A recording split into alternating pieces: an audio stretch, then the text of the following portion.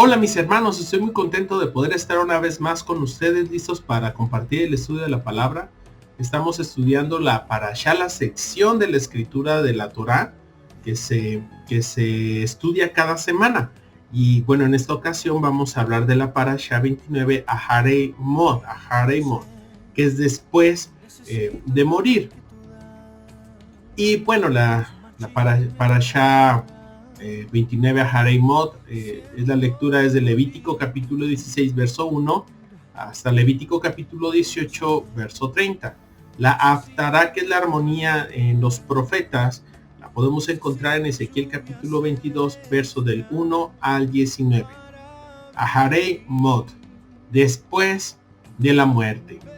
Y bueno, en esta ocasión vamos a estudiar una parte muy importante, porque dentro de esto que vamos a poder hoy leer, hoy indagando, estudiando, profundizando en las escrituras, vamos a encontrar con puntos importantes que tienen que ver con el Mesías, puntos que tienen que ver con la adoración a Dios, pero también puntos que tienen que ver con nuestra personalidad, nuestra manera de actuar, de pensar, de hacer, de conducirnos. Y es esto lo interesante de esta parashá, que nos va, en eso que vamos a estudiar, pues nos va a tener un abanico muy amplio de conocimiento, de entendimiento y de lecciones que son hacia nosotros. Y vamos a comenzar nuestro estudio. Empezamos Parashá 29 Aharei Mod, como ya comentábamos. La parte que se lee es de Levítico 16.1 a Levítico 18.30. Vamos a ver la primera lección, la primera parte tiene que ver con el Cordero de Yom Kippur. 16.1 dice: Jehová habla a Moshe después de la muerte de los hijos de Aarón, cuando se acercaban a la presencia de Jehová y murieron. Y eso es muy interesante.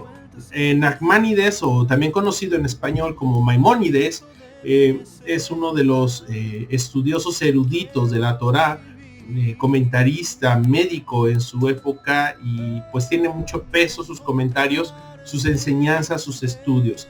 Y entonces encontramos que Maimónides, Nachmanides, menciona esto, que esta situación, este anuncio se da un día después de que los hijos de Aarón entraron en el tabernáculo con fuego extraño y murieron. No sé si recuerden ese incidente que pasa, donde estos muchachos se ponen muy contentos porque está descendiendo la presencia del Eterno.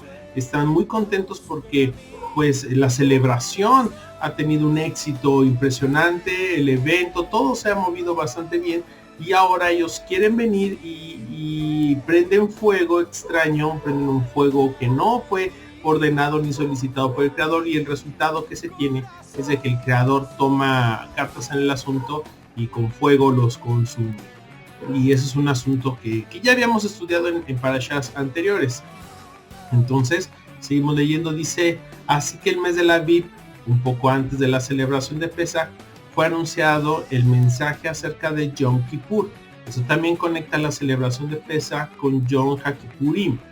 ¿Qué es esto? Pesach es lo que nosotros celebramos, lo que recordamos como el momento donde nuestros padres, nuestros antepasados salieron de Egipto de la mano de Faraón, de esclavitud. Ese es Pesach. Y tenemos a Yom Kippur, el momento de la expiación, donde más adelante vamos a aprender, pero donde el sumo sacerdote puede entrar al lugar santísimo, al santo de los santos, rociar la sangre de un cordero, y la sangre de este cordero pues generaría la expiación o el perdón de pecados de todo el pueblo, de todos los israelitas. Entonces podemos encontrar este detalle, que ahora en la escritura, cuando se está hablando, cuando estamos en la temporada de Pesach, en este periodo de tiempo, se va a empezar a dar la instrucción con Yom Kippur, con Yom HaKippurim, y es el día de la expiación. Y esa está la conexión importante. En ambos, el punto es el cordero.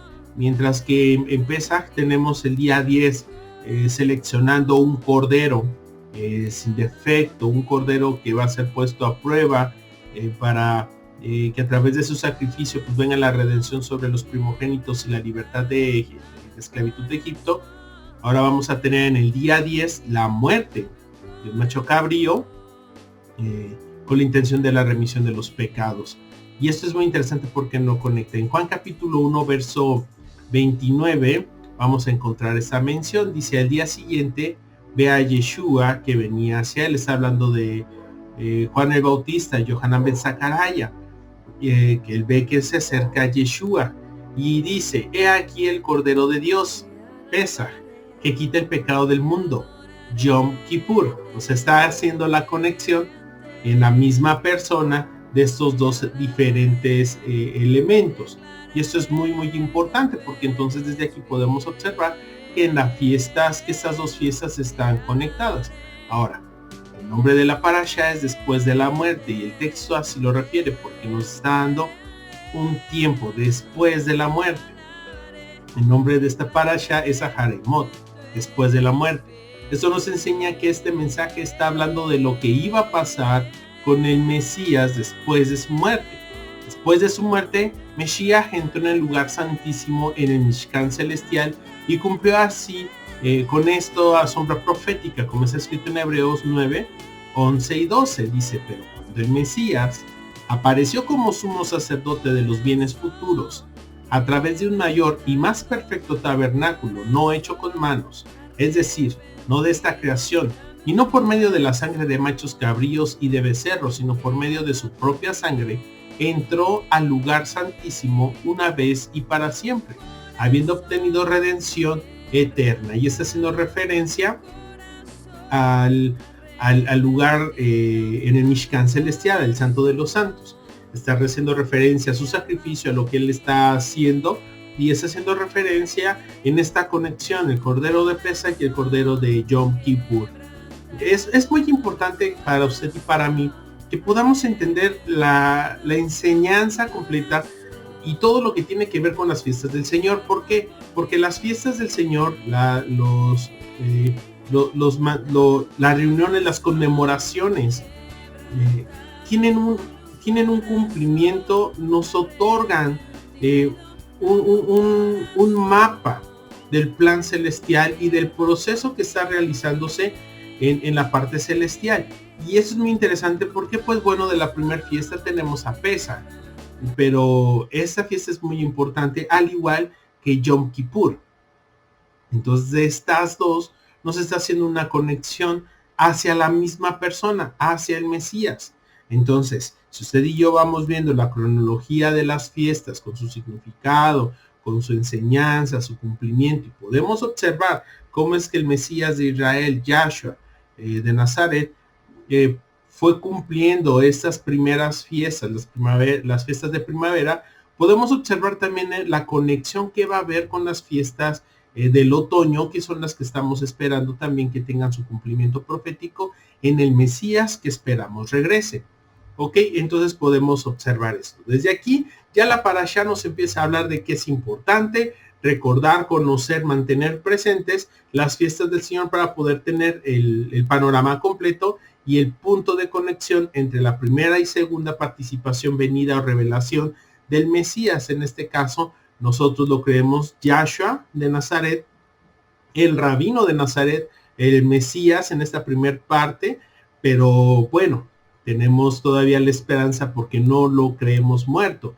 Están los testigos que nos muestran a través de su testimonio de lo que ellos dejaron, que Yahshua no está muerto, lo que lo sigue dejando como Mesías, esperando a que termine y traiga la plenitud de toda la revelación mesiánica, de lo que corresponde al papel mesiánico.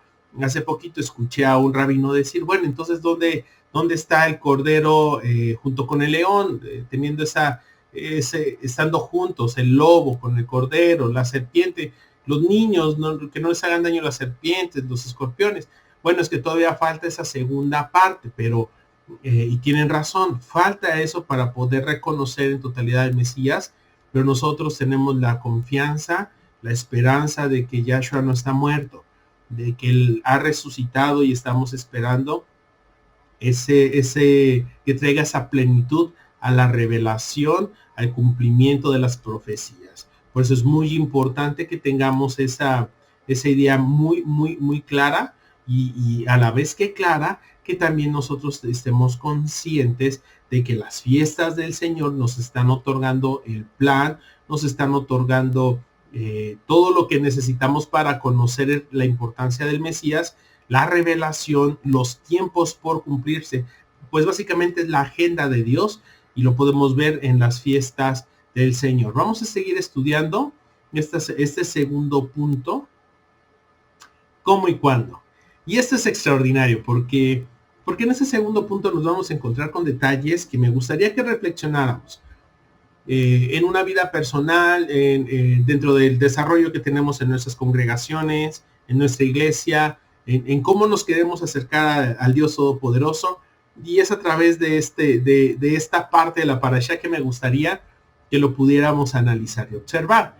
Dice, verso 2, estamos en Levítico, capítulo 16, verso 2, dice, dijo Jehová a Moshe, di a tu hermano a Aarón que no en todo tiempo entre en el lugar santo detrás del velo, delante del propiciatorio que está sobre el arca, no sea que muera, porque yo apareceré en la nube sobre el propiciatorio. Aarón, como gran sacerdote, tiene acceso al lugar santísimo, pero solo una vez al año. Moshe, sin embargo, podía entrar en el lugar santísimo en cualquier momento. El hecho de anunciar la prohibición de entrar en el lugar santísimo después de hablar de la muerte de los hijos de Aarón indica que ellos podían haber intentado entrar allí sin permiso, lo cual sería una de las razones por las cuales murieron. Para evitar que esto ocurriera otra vez, Jehová dio instrucciones muy concretas de cómo se debe de entrar allí y quién podría entrar allí. Y esto es bastante interesante, mi hermano. Te voy a platicar por qué. Miren, vamos a ver esta parte.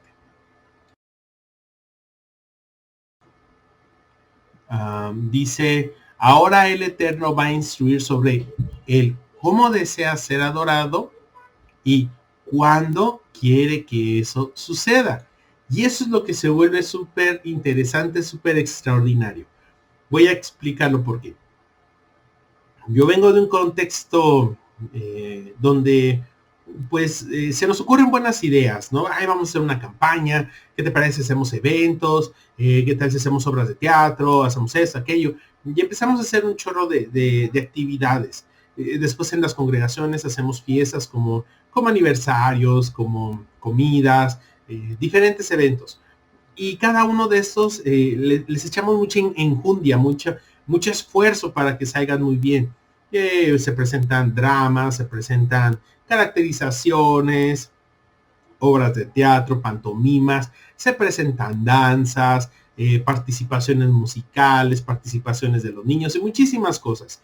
Y todo con el deseo de querer honrar a Dios. Sin embargo, siempre dejamos de lado que Él ya nos dejó una instrucción.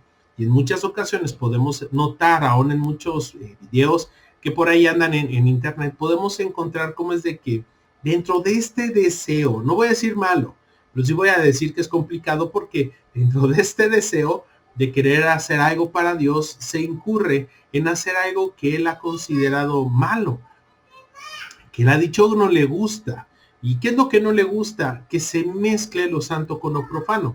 Y a veces dejamos que algunas cosas que no son de Él, que no son santas, que tienen un origen pagano, un origen mundano, un origen fuera de la escritura, que está más enfocado o está más basado en las tradiciones de los lugares donde vivimos, de cada nación, de cada pueblo, en las tradiciones familiares, en las tradiciones, ¿por qué no? De las denominaciones en las que nos encontramos, y nos basamos en eso para poder hacer una celebración hacia con Dios. Y esto no es lo que Él quiere.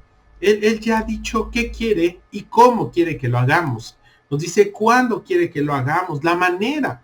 Y eso es muy importante. En muchas ocasiones podremos escuchar de muchos decir, bueno, es que esto no es lo que significa para mí. Pero si no eres tú el que va a ser el adorado, el que es honrado, es el Dios eterno, hay que hacerlo como a Él le gusta, como a Él manda, él lo desea, Él espera de nosotros. Y esta es una situación que se dio con los hijos de Aarón. Ellos tenían una muy buena intención, un muy buen deseo, el que ellos querían hacer más grande la fiesta que ya era de Dios. Esa fiesta la querían todavía llenar con más incienso, con algo más maravilloso. y se les ocurrió con una buena intención quizás entrar y hacer algo para Dios, pero como es algo que Él no ha mandado, Él no lo tomó a bien y tuvo que santificarse, tuvo que hacer esa obra, esa marca con la muerte de los hijos de Aarón.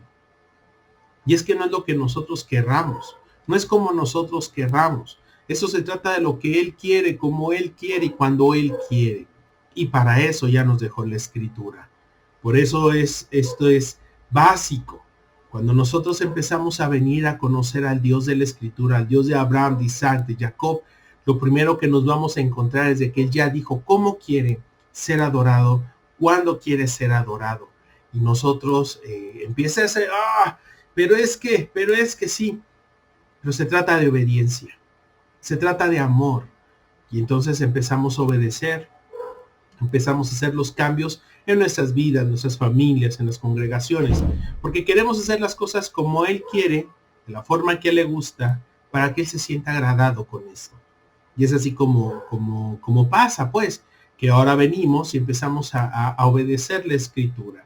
Bueno, pero es que nosotros manejamos una liturgia, una forma de desarrollar un servicio. Sí, pero dentro de todo eso tenemos que siempre mantenernos en un estado de obediencia a aquel que servimos, como a Él le gusta y la forma que a Él le gusta. Porque si efectivamente la liturgia que llevamos en la mayoría de las congregaciones no se encuentra con una base bíblica, eso no deja de lado que también tenemos mandamientos donde se nos enseña, donde se nos instruye cómo es de que debemos acercarnos. No está mal que nos congreguemos un domingo, un miércoles, un lunes, un jueves. No está mal.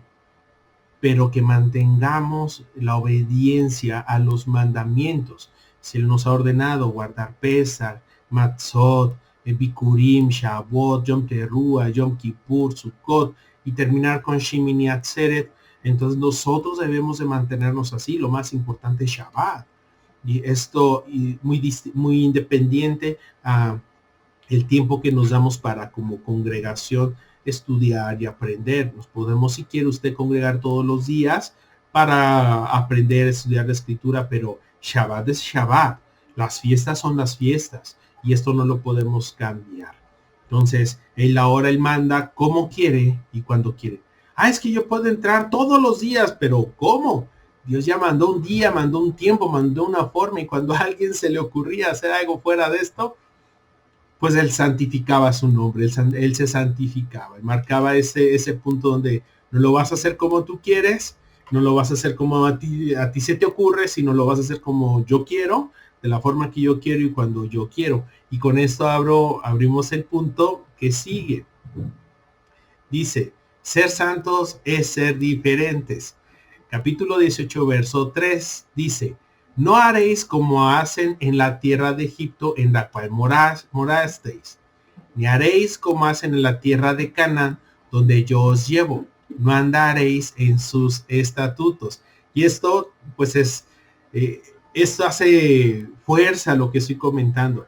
Venimos de una manera, ok, quizás una tradición católica, o quizás otro tipo de religión. No vamos a hacer como hacíamos allá. Pero ahora venimos a otra, al cristianismo, quizás, a un cristianismo y una tradición. Tampoco harás como allá, porque no se trata de dónde vienes ni a dónde vas, sino se trata de lo que Él ha mandado. No vas a ser como estás acostumbrado, ni vas a adquirir una nueva costumbre del lugar donde vas o de las personas a las que ves, no, sino ahora se trata de hacer las cosas como Él las ha mandado. Vamos a seguir viendo. Este texto muestra que los hijos de Israel han sido llamados a ser diferentes a los demás pueblos del mundo, especialmente cuando los pueblos son tan inmorales como los egipcios y los cananeos. Han sido llamados a comer diferente, vestir diferente, hablar diferente, etcétera. Y esto es algo bien interesante. Les quiero platicar por qué. Porque de las cosas que uno va aprendiendo, lo primero que hace más ruido es cuando uno empieza a cambiar la alimentación. Aquí donde nosotros vivimos en México, pues mucha de la alimentación tiene que ver con el puerquito, ¿no? Las carnitas, el chicharrón y se guisa y se utiliza mucho la manteca de puerco como parte de la cultura o tradición de la ciudad donde estamos, de la nación donde nos encontramos, es parte de la cultura, como lo puede haber en otros lugares, pero empezamos a romper esto, empezamos a dejar de lado y venir a la obediencia hacia la alimentación, que es una de las cosas que es más difícil, más cuesta, pero es de las cosas que debemos de aprender. Y empezamos a cambiar nuestra alimentación y empezamos, ay, pero es que somos diferentes a los demás. Bueno, pero es que los cristianos sí comen, bueno, ellos sí comen, pero nosotros no. Nosotros queremos estar en obediencia al Dios eterno. Ah, bueno, pero es que, ¿por qué guardan el Shabbat si eso ya fue abolido? Ahora el día domingo es el día del Señor. No, o sea, nosotros queremos estar en armonía con lo que la palabra manda, lo que el Dios eterno nos ha mandado.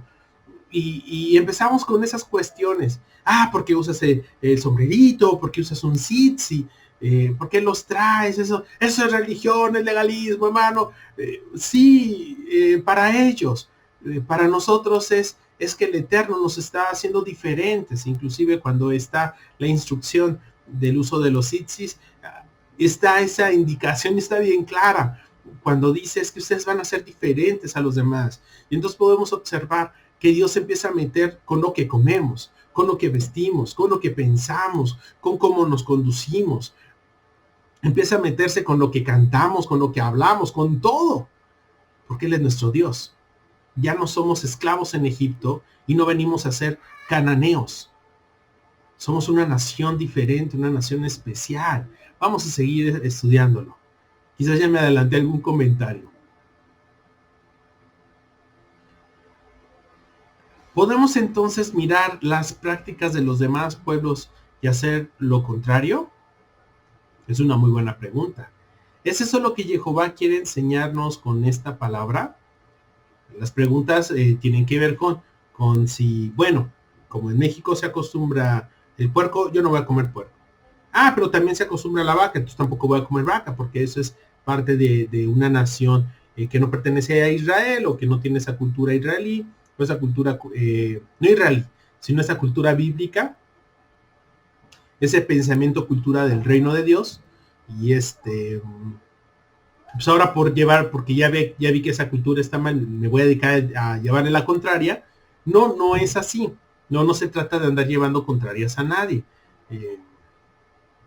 Hasta cierto punto esto está bien.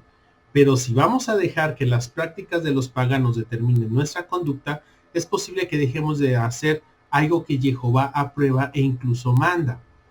No vamos a dejar de hacer algo bueno solo porque los demás lo hacen. Por lo tanto, sigue el versículo 4 diciendo, dice, habréis de cumplir mis estatutos y guardar mis leyes para andar en ellos. Yo les voy a platicar algo que ahorita me estoy acordando. Conocí una persona que tenía cierta situación con unas prácticas de la lectura, entonces no le gustaba el hecho de que los hermanos dedicaran el tiempo, tuvieran tiempo para leer algún libro adicional a la escritura. O sea, había un libro algún libro de superación o de consejería relacionado a un negocio, a cómo ser un emprendedor, y entonces se ponía así, no, es que eso es ¿qué te va a enseñar si es un autor del diablo, es un autor del mundo, es un autor de eso? ¿Qué te va a poder enseñar? Y entonces uno se queda, bueno, si es así el pensamiento, en los libros de texto que nos dan en las escuelas, pues ninguno de ellos es un autor cristiano. Realmente la compilación de conocimientos que se están haciendo en los libros de texto, en las escuelas, en las universidades, pues básicamente son autores que no son cristianos. Entonces, ¿por qué habríamos que leer también eso? Entonces tenemos estas personas que llegan a un extremo donde ya no quieren ni siquiera enviar a sus hijos a la escuela o que reciban un conocimiento relacionado a eso.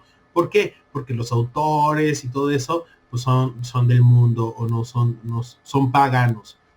Eso es absurdo. No se puede llegar a esto. O sea, solo porque ellos son del mundo todo es amar. No, o sea, sí tenemos que tener ese balance, tenemos que tener ese entendimiento. Bueno, voy a aprender cocina, voy a comprar un libro de cocina y no porque no sea un cristiano o una persona, un hebreo o un israelí o un, no sé, no lo voy a comprar. No tiene sentido. Esto no es así. no nos vayamos hacia ese extremo, aprendamos a moderarnos. Si hay cosas que vamos a poder encontrarnos que se estén en contra de la ley, en contra de la Torah, en contra del conocimiento del Eterno, y es ahí donde, no, pues esto sí no, pero vamos a poder discernir, vamos a poder balancear esto sí y esto no, no llegar a ese punto tan extremo como en algunas ocasiones pasa.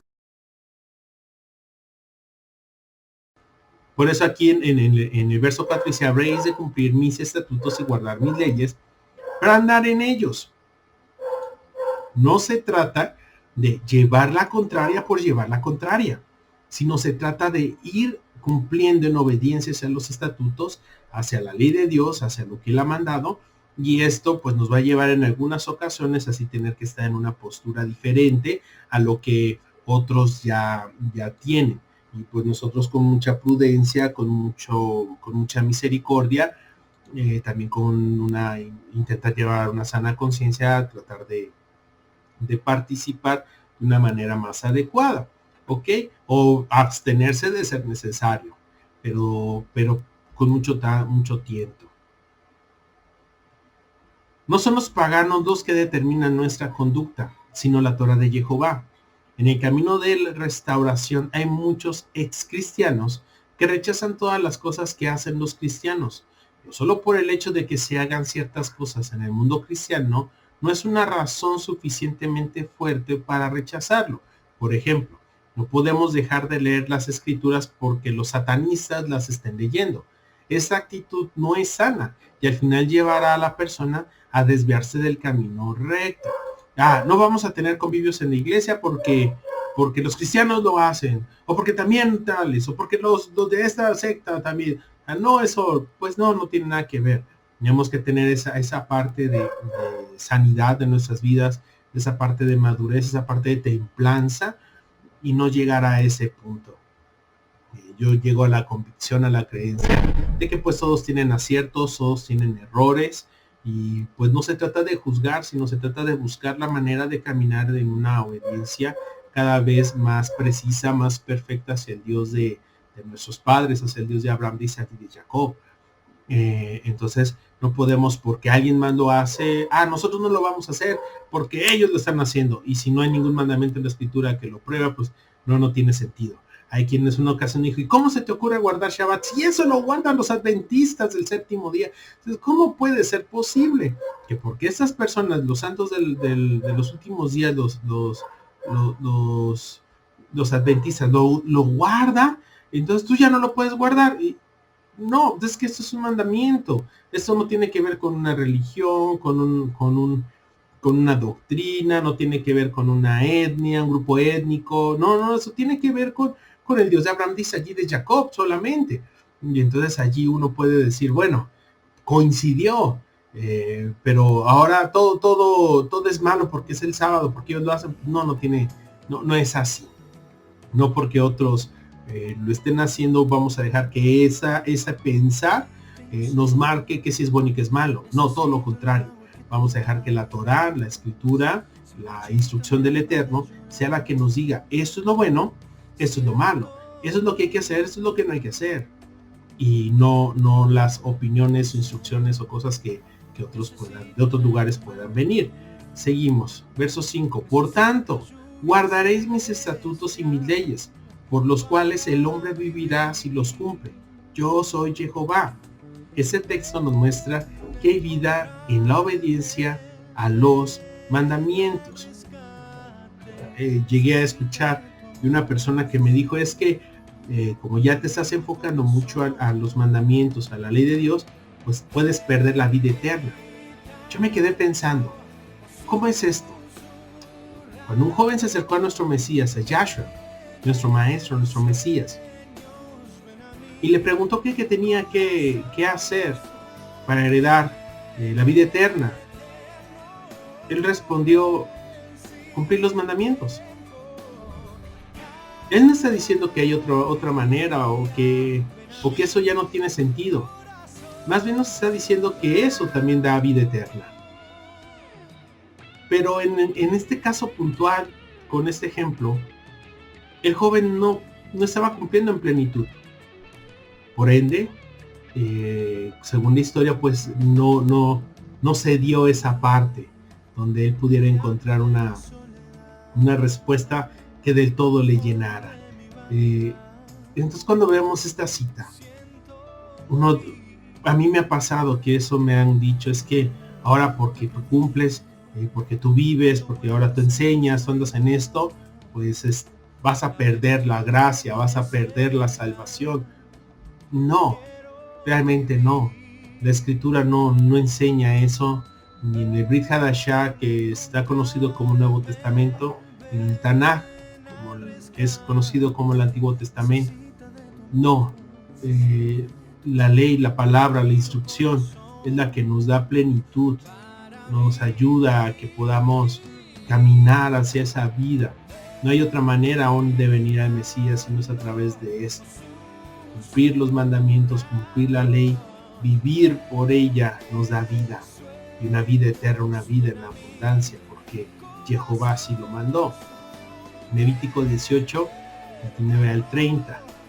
Porque aquellos que se ocupan en cualquiera de estas prácticas abominables, quienes quieren que sean, serán destruidos de su pueblo. Así que guardaré mis ordenanzas de no seguir ninguna de estas costumbres abominables que otros antes de ustedes han seguido, y así se profanen a ustedes mismos por hacerlas. Yo soy Jehová su Elohim. Y es aquí donde vamos a cerrar este estudio, con esta reflexión. Cuando el Eterno mandó a construir el Mishkan, el tabernáculo, la tienda del encuentro, la tienda de reunión, Él lo mandó, pero Él habló diciendo que quería morar en nosotros. Más adelante, Shaul, el apóstol Pablo, del mismo modo enseñó que nosotros somos templos, somos ese Mishkan del Ruach HaKodesh, de la voluntad de Dios.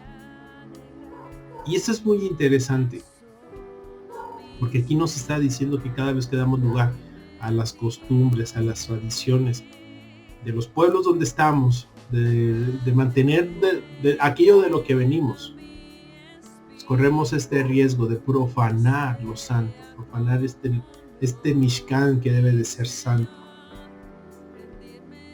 Y entonces al profanarlo corremos el riesgo de perder